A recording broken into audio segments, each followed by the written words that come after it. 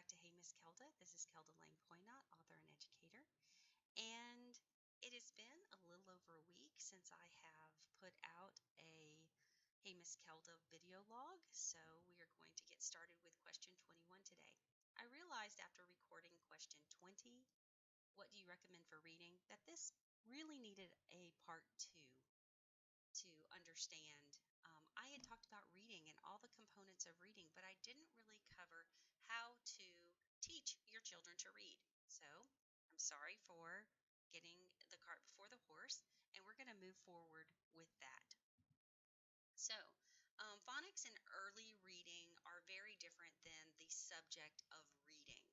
So, when you have a very young child, kindergarten, preschool, kindergarten, first, second, third grades, the early reading skills are what we need to focus on, read alouds, things like that, but we don't need to really burden the child quite yet until they're a little more independent with reading things on their own.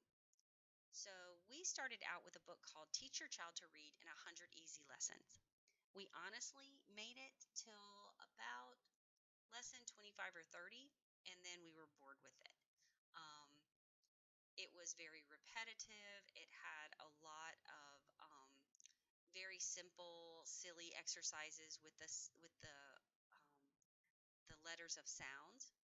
And after we got to about a fourth of the way through the book, or maybe a third of the way through the book, we were very bored. My son and I were very bored. He also didn't learn to read phonetically, so that was a challenge from the beginning. Is to take this very phonetic approach and try and cram his little non-phonetic brain into it.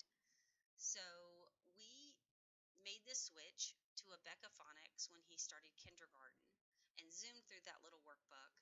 And after that, he just sort of began reading by sight. When my subsequent children came up the line, I did not want to do the rigorousness that Abeka Phonics required, so I was on the hunt for something different. And we tried a few little workbooks and a few little plans, but we ended up using Bob Books along with a program called Explode the Code. And it was a magical blending for my children. So, just for the simplicity of things, and if you have multiple children and you're trying to kind of balance it all, Explode the Code covers phonics from first through third grades. And I know that there's like a before the code books that you can do in preschool. My kids were already approaching first grade when we started the Explode the Code, so I didn't use those books, but I know that they're available. And then we just started reading simple sight word books. We started with a Bob book collection that I borrowed from a friend, and then we began using just simple phonetic readers from the library.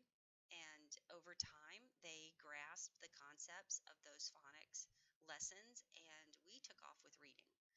And the neat thing about Explode the Code is that even though I believe it's 7 books or 8 books for 3 grades, you go at your own pace. And if you feel like at the end of book 1 that your child, or the end of book 3, that your child doesn't really have a grasp of those concepts, there's like a book 3.5. So you go into that knowing that there could be some remediation if necessary. It's also nice that they go at a different that they can go at a pace and just go, in the 3 years of first through third grades, we're going to cover this amount of material, which I really like that. And it also blends well with all of those phonetic readers. So going back to phonics and early reading, instead of me just jumping into the subject of reading, go back and really assess what your needs are for your child. If you have a child who is struggling in reading and word skills, then I would go back and relearn some phonics.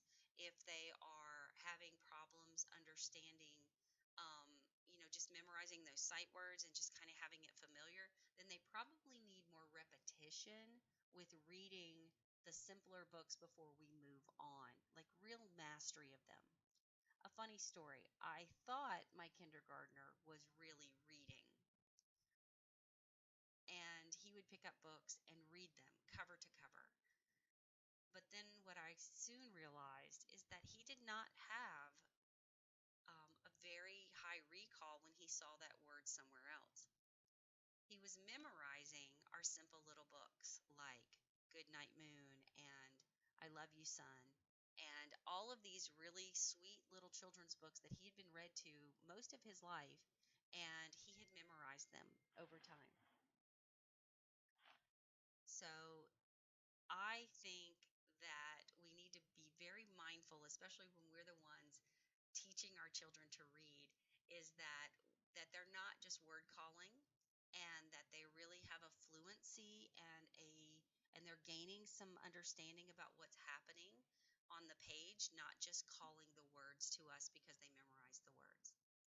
So I hope that helps with the phonics and early reading sections. Where to find me? My website is now up and running, keldalangepoinot.com. There are links for my workshops, all of my published works, YouTube channel. You can email me there. You can request to be on the email list for updates and any kind of new releases. And you can also make a consultation request from our website. So lots of things going on. I really appreciate you listening and paying attention to the Hey Miss Keldas. I hope that they are an encouragement to you.